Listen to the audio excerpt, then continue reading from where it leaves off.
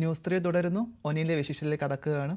ഒനിൽ, നമ്മൾ ബിഗ് ബോസിന് ശേഷം എവിക്ഷനൊക്കെ ശേഷം പുറത്തേക്ക് ഇറങ്ങുന്ന സമയത്ത് നമ്മൾ എയർപോർട്ടിലേക്ക് വരവേൽക്കാനായിട്ട് ഒരു കൂട്ടം ഓൺലൈൻ മാധ്യമ പ്രവർത്തകർ ചുറ്റുമുണ്ടായിരിക്കും.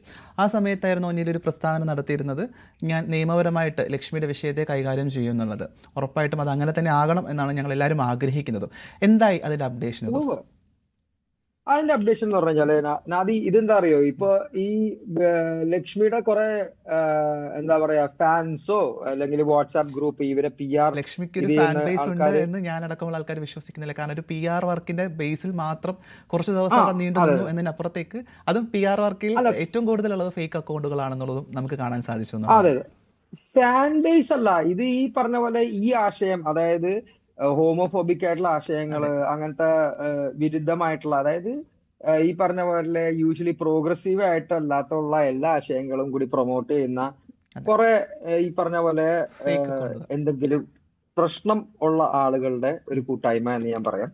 അതായത് ഈ പറഞ്ഞ പോലെ അവർക്ക് വേണ്ടി, അവരുടെ കാര്യത്തിന് വേണ്ടി ഒരുപക്ഷെ ലക്ഷ്മിയെ ഒരു ഐക്കോണായിട്ട് മുമ്പിൽ നിർത്താൻ വേണ്ടിയുള്ള ഒരു ഇതാണ് സംഭവം. അതെന്ന് വെച്ചാല്, ഞാൻ അവിടെ ഈ പറഞ്ഞ പോലെ ഒരു ഗെയിമർ എന്നുള്ള നിലയിലും ഒന്നും ചെയ്യാത്ത ഒരാള്, അല്ലെങ്കിൽ ബുദ്ധിയും അധികം വളർച്ചയും വിവരമൊന്നും വിദ്യാഭ്യാസമൊന്നും ഇല്ലാത്ത ഒരാള് എന്ന് മാത്രം അംഗീകരിച്ച ഒരാളെ പുറത്ത് മാസമായിട്ട് കാണിക്കാനുള്ള കുറച്ച് കൂട്ടം ആൾക്കാർ, കുറച്ച് കൂലിക്ക് തല്ലാൻ പോകുന്ന ആൾക്കാരില്ലേ, അത്രേ ഉള്ളൂ. അതായത് പൈസ കൊടുത്താൽ എന്തും ചെയ്യും എന്നുള്ള രീതിയിലുള്ള കുറെ ആൾക്കാരുടെ കൂട്ടം. സംസാര രീതികളിൽ വളരെ മോശമായ വാക്കുകൾ പലപ്പോഴും ഉണ്ടാവാറുണ്ട്. കാരണം വ്യക്തിപരമായിട്ട് ആക്ഷേപിക്കുന്നതിനപ്പുറത്തേക്ക് തെറിവാക്കുകൾ ഉപയോഗിക്കുക, വ്യക്തികൾക്കപ്പുറത്തേക്ക് കുടുംബത്തെ ആക്രമിക്കുക എന്നുള്ളത്, അത് എപ്പോഴും നോക്കി കാണുന്ന സമയത്ത് സൈബർ അടത്ത് പോലും വലിയ രീതിയിൽ കേസുകളൊക്കെ ഇല്ലെങ്കിൽ കേസുകൾ കൊടുത്തിട്ടുള്ള വിഷയങ്ങൾ പോലും ഉണ്ടായിട്ടുണ്ടെന്നുള്ളതാണ്. ഇതുപോലെ എന്റെ മെയിൻ ഇതെന്ന് പറഞ്ഞാല്, ഒരു ആഗ്രഹം എന്ന് പറഞ്ഞാല്, ഞാൻ അന്ന് കരഞ്ഞത് ഈ പറഞ്ഞ പോലെ ബിഗ് ബോസിനകത്ത് ഈ പർട്ടിക്കുലർ പേഴ്സൺ ലക്ഷ്മിയെ അക്കൗണ്ടബിൾ ആക്കുക എന്നുള്ളതാണ്. അക്കൗണ്ടബിലിറ്റി എന്താണെന്ന് മനസ്സിലാക്കുക. അതായത് അക്കൗണ്ടബിലിറ്റി, നമ്മളുടെ ബിഹേവിയർ നമ്മൾ അക്കൗണ്ടബിൾ ആവണം. ധൈര്യമായിട്ട് നമുക്ക് എന്തും പറയാമെന്നുള്ളത് തോന്നരുത്, സൊസൈറ്റിയിലായാലും ഗെയിമിനുള്ളിലായാലും. എന്നിട്ട് ഗെയിമിനുള്ളിൽ ചെയ്തത് ഗെയിമിനുള്ളിൽ മറക്കണമെന്ന് എന്നെ ഓർമ്മിപ്പിക്കുന്ന ഇവരുടെ ഈ ഒരു കൂട്ടം സംഘം. ഞാനൊരു കാര്യം പറയട്ടെ, ഞാനൊരു വക്കീലാണ്. ഒരാളുടെയും ചെലവിന് പഠിച്ചതല്ല, എന്റെ വീട്ടുകാരെന്നെ കഷ്ടപ്പെട്ട് പഠിപ്പിച്ചാണ്. ആ വീട്ടുകാരെ വേദനിപ്പിച്ചിട്ടുള്ള ഒരാളെ വെറുതെ വിടണമെന്നുള്ളത് എന്റെ തീരുമാനമാണ്. അത് മാത്രമല്ല, അത് ദൈവികമായിട്ടുള്ള ശക്തിയൊന്നും എനിക്കില്ല അങ്ങനെ മറന്ന് കളഞ്ഞിട്ട്. ഗെയിമിന് വേണ്ടി നമുക്ക് ഗെയിമിന് മുന്നോട്ട് പോകണമെങ്കിൽ മറന്നുകളെ. കാരണം ആ ഇൻസിഡന്റ് കഴിഞ്ഞിട്ട് പിന്നെയും ഞാൻ ഈ പറഞ്ഞ പോലെ ഒരു 2 ആഴ്ച, അന്ന് ആ സമയത്ത് ഒരാഴ്ച ക്യാപ്റ്റൻസിയിലേക്ക് വന്നു, 3 ആഴ്ച അടുപ്പിച്ച് ക്യാപ്റ്റൻസിയിലേക്ക് വന്നു. എന്റെ ഗെയിമിനെ എഫക്ട് ചെയ്യാൻ സമ്മതിച്ചില്ല ഞാനത്. അത് എന്റെ മെന്റൽ സ്ട്രെങ്ത് ഞാൻ അവിടെ അതിനകത്ത് എടുത്തു പറയുന്നുണ്ട്. ഈ പറഞ്ഞ പോലെ യു കെ not mentally break me if you think. അപ്പൊ ഈ പറഞ്ഞ പോലെ അത് നടക്കില്ല. പക്ഷെ ഈ പറഞ്ഞ പോലെ ഔട്ട്സൈഡ് ഓഫ് ഇത്, ഞാൻ പഠിച്ച നിയമത്തിൽ പ്രകാരം സിവിൽ ഡിഫമേഷൻ ഇപ്പോഴും തുടർന്നുകൊണ്ടിരിക്കുന്നു. ഈ വാട്സാപ്പ് ഗ്രൂപ്പിലൂടെ എന്റെ പോസ്റ്റിനെ മുക്കാൻ നോക്കുന്നു, അതിൽ കമന്റ് ഇടണം എന്നൊക്കെ പറഞ്ഞ് ഇൻസ്ട്രക്ഷൻസ് കൊടുത്തോണ്ടിരിക്കുകയാണ്. അപ്പൊ അതിനകത്ത് ഈ പറഞ്ഞ അവര് സ്പൈ എന്നൊക്കെ പറഞ്ഞ അടിയിലൊക്കെ എഴുതുന്നുണ്ട്. ഈ സ്പൈ ചെയ്യാൻ വേണ്ടി ഇത് ഇന്റർപോൾ വഴി ഒന്നും ഹാക്ക് ചെയ്യേണ്ട ആവശ്യമില്ല. ആ വാട്സാപ്പ് ഗ്രൂപ്പിൽ ആയിരിക്കുമെങ്കിലും കയറാം. ഈ പറഞ്ഞ പോലെ അതുപോലെ ഓപ്പൺ ആയിട്ടുള്ള ഒരു ഗ്രൂപ്പാണ്. അപ്പൊ ആ ഗ്രൂപ്പിൽ കയറി എന്റെ ഒരു ഈ പറഞ്ഞ പോലെ നമ്മളെ ഒരു വെൽവിഷർ നമുക്ക് അതിന്റെ ഈ പറഞ്ഞ സ്ക്രീൻഷോട്ട്സ് ഒക്കെ അയച്ചു തന്നിട്ടുണ്ടായിരുന്നു.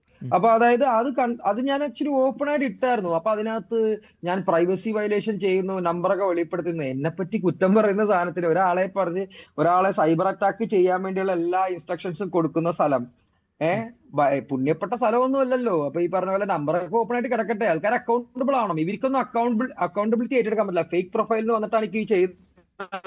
അപ്പൊ സ്വന്തമായിട്ടുള്ള നമ്പറും ഈ പറഞ്ഞ പോലെ ഒരു മുഖം ഇല്ലാത്ത ആൾക്കാരോട് ഞാനും റിപ്ലൈ ചെയ്യാറില്ല. കാരണം ഇതുപോലത്തെ ആൾക്കാരൊക്കെ എനിക്ക് വലിയ പ്രത്യേകിച്ച് വിലയൊന്നുമില്ല. അവന്മാര് തെറി വിളിക്കണമെങ്കിൽ തെറി വിളിച്ചിട്ട് പോയിക്കട്ടെ, ഒരു സുഖം. 63 ദിവസം നിന്നൊന്നുമില്ലല്ലോ ബിഗ് ബോസിൽ.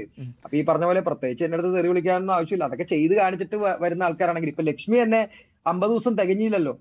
ലക്ഷ്മി ഒരു വലിയ കണ്ടസ്റ്റന്റ് ആയിരുന്നെങ്കിൽ 50 ദിവസം, ഞാൻ പറയാം 50 ദിവസം കഴിഞ്ഞപ്പോ റെനമോളും ഞാനും കൂടി, റെനമോളാണ് പോയത് അന്ന്, റെന പോയി അന്ന് റെനമോള് കേക്ക് കട്ടതപ്പോ നമ്മളെല്ലാരും പറഞ്ഞു 50 ദിവസം നിന്നവര് നമ്മളെല്ലാരും ലെജൻസ് ആണ് ഫസ്റ്റ് ദിവസം തൊട്ട്. ഓക്കെ, അപ്പൊ ഉറപ്പല്ലേ നാദറ? അതായത് നാദറക്ക് അറിയാം ക്രിക്കറ്റ് ഫിനാലെ, പണപ്പെട്ടി, ഈ സാധനങ്ങളാണ് ഇപ്പൊ ഞാൻ മിസ് ചെയ്തേക്കണത്. ഓക്കെ, പക്ഷെ അതിനേക്കാൾ വലിയ ട്രോഫി നേടിയിട്ട് തന്നെയാണ് ഒനിൽ പുറത്തേക്ക് വരുന്നത്. കാരണം നേരത്തെ പറഞ്ഞതുപോലെ അമ്മമാരുടെ മനസ്സിലേക്ക് ഇടം നേടിയ വ്യക്തി എന്ന രീതിയിൽ വലിയൊരു ട്രോഫി കിട്ടിയ ഒരാളാണ്. തീർച്ചയായിട്ടും അത് ബിഗ് ബോസിനോട് കടപ്പെട്ടിരിക്കുന്നു. ഈ പറഞ്ഞ പോലെ നമ്മളുടെ ആശയങ്ങളൊക്കെ എല്ലായിടത്തും ഈ ലോകമെമ്പാടുള്ള മലയാളികൾ കാണുന്നു. ഈ പറഞ്ഞ പോലെ ഒരു എന്താ പറയാ, ഞാനൊരു അവിടെ എനിക്ക് സ്വന്തമായിട്ട് ഡിഫെൻഡ് ചെയ്യാൻ പറ്റിയത് ഞാൻ ഒരു വക്കീലായതുകൊണ്ടും ആ ഒരു തീർച്ചയായിട്ടും. മെച്യൂരിറ്റി എനിക്ക് ഉള്ളത് കൊണ്ടായിരിക്കും. ഒരുപക്ഷെ ഈ പറഞ്ഞ പോലെ ഇപ്പൊ ആര്യൻ ഇങ്ങനെ ഒരു വിഷയം വന്നപ്പോ വേറെ രീതിയിലാണ് അവൻ റിയാക്ട് ചെയ്തത്. അതെ അക്ബറിന് ഇങ്ങനെ ഒരു വിഷയം വന്നപ്പോ അവൻ വേറെ രീതിയിലാണ് റിയാക്ട് ചെയ്തത്. എല്ലാവർക്കും ആ മെച്യൂരിറ്റി ഉണ്ടാവണമെന്നില്ല. അപ്പൊ അത് അപ്രീഷിയേറ്റ് ചെയ്യുന്ന ഒരുപാട് ആൾക്കാരുണ്ട്. അതെനിക്ക് എന്താ പറയാ, ഞാൻ ലൈക്ക് കണക്ട് ചെയ്യുന്ന യൂണിവേഴ്സിനോട് എനിക്ക് പറയാനുള്ളത് എന്ന് പറഞ്ഞാല്, ഈ എത്രത്തോളം നെഗറ്റിവിറ്റി സ്പ്രെഡ് ചെയ്യാൻ ശ്രമിച്ചാലും ഞാൻ ഇരിക്കുന്ന ആ പോസിറ്റിവിറ്റി ലൈക്ക് കളയണമെങ്കിൽ ഞാൻ തന്നെ ഉദ്ദേശിക്കണം. അത്രേ അപ്പൊ ഉള്ളൂ. ഞാൻ ഉറപ്പായിട്ടും അങ്ങനൊരു തന്നെ ഉദ്ദേശിച്ചാലേ പറ്റുള്ളൂ. അതെ നിയമ പോരാട്ടം നടത്തുന്നുണ്ടെങ്കിൽ അതിന് എല്ലാവിധ സപ്പോർട്ടും നൽകുന്നു എന്നുള്ളതാണ്. കാരണം വ്യക്തിപരമായിട്ട് ഡെഫിനറ്റ്ലി. ഒരാളെ ലൈഫിനെ ബാധിക്കുന്ന രീതിയിലുള്ള പ്രസ്താവന നടത്തുന്നത് വളരെ മോശമാണ്. അത് പുറത്തിറങ്ങിയിട്ടും അതിനെ വെല്ലുവിളിക്കുന്നതും അതിനേക്കാൾ വലിയൊരു മോശമാണ്. ആ വെല്ലുവിളിയെ അംഗീകരിച്ചുകൊണ്ട് മുന്നോട്ട് പോകുന്ന ഒനിയലിന് എല്ലാവിധ ആശംസകളും എല്ലാവിധ സപ്പോർട്ടും തരുന്നു. ഒനിയൽ മറ്റൊരു സാധ്യത കൂടി പറയുകയാണ്. നമ്മൾ ഈ ലക്ഷ്മി പോലുള്ള മത്സരാർത്ഥികളൊക്കെ തന്നെ അകത്ത് 50 ദിവസം നിന്നു എന്ന് പറയുമ്പോൾ, അല്ലെങ്കിൽ വൈൽഡ് കാർഡിൽ കുറച്ച് ദിവസം നിന്ന ഒരാളെന്ന രീതിക്ക് കണ്ടന്റുകൾ പരിശോധിക്കുമ്പോൾ നമുക്ക് തന്നെ എടുത്തു പറയാൻ മാത്രം ഒരു കണ്ടന്റ് എന്നുള്ളത് ഒനിയലിന്റെ ഒരു വിഷയവും ആദില നൂറയുടെ ഒരു വിഷയവും മാത്രമാണ്. അതിനപ്പുറത്തേക്ക് മറ്റ് ഒരു വിഷയങ്ങളിലും ഇടപെടാത്ത ഒരു മത്സരാർത്ഥിയാണ് ലക്ഷ്മി. അത് മാത്രമല്ല, ഇതിന് മുൻപത്തെ ഒരു സീസണിൽ വന്നുള്ള ഈ ഹോമോഫോബിക് ആയിട്ടുള്ള വ്യക്തിയും ഈ പറഞ്ഞ പോലെ ഹോമോഫോബിക് ആയിട്ടുള്ള ഒരു സ്റ്റേറ്റ്മെന്റ് അപ്പുറത്തേക്ക് മറ്റൊരു ഇടപെടൽ നടത്താത്ത വ്യക്തികളാണ്. ഇവരൊക്കെ തന്നെ ഈ ഒറ്റൊരു ഫാൻസി എന്ന പോലെ കരുതുന്ന ഈ വിഷയത്തിൽ മാത്രമാണ് ഇടപെടൽ നടത്തിയിട്ടുള്ളതും അതിൽ ഹിറ്റായിട്ടുള്ളതും, അതിൽ ഹിറ്റെന്ന് ഇവർ അവകാശപ്പെടുന്നതും. എന്തുകൊണ്ടായിരിക്കും ഇവർക്ക് ഇതിൽ മാത്രം ഒതുങ്ങി പോകാനും ഇതിൽ മാത്രം നിന്നുകൊണ്ട് ഫെയിം ആവാനും പറ്റുന്നു എന്നുള്ളതാണ് അല്ലേ?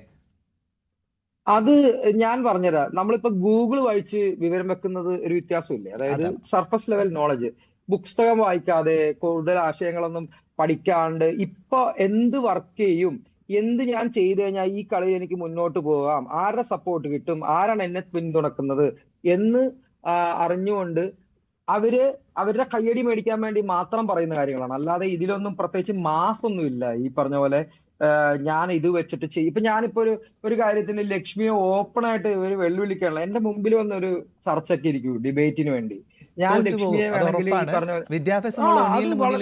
വിദ്യാഭ്യാസം ഉണ്ട് എന്ന് അവകാശപ്പെടുന്ന ലക്ഷ്മി മുന്നിൽ എത്തിക്കഴിഞ്ഞാൽ തോറ്റുപോകും എന്നുള്ളത് പ്രേക്ഷകരടക്കമുള്ള എല്ലാ മനുഷ്യർക്കും കൃത്യമായിട്ട് അറിയാന്നുള്ളതാണ്.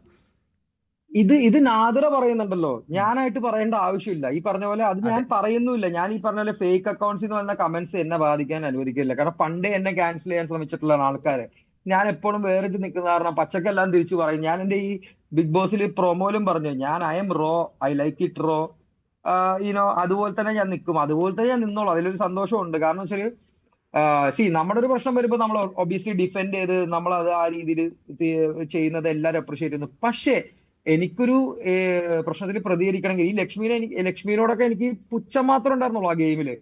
ഞാൻ ഈ ഇറങ്ങുന്നതിന് തലേദിവസം വരെ ലക്ഷ്മി ഷാനവാസും തമ്മിലുള്ള രീതിയിൽ ലക്ഷ്മിനെ ലൈക്ക് ഈ പറഞ്ഞ പോലെ ലക്ഷ്മിയുടെ വിചാരം, ലക്ഷ്മിയുടെ പ്രൊവക്കേഷൻ സ്ട്രാറ്റജി ഭയങ്കര ഗംഭീരമാണെന്ന് പറഞ്ഞത്.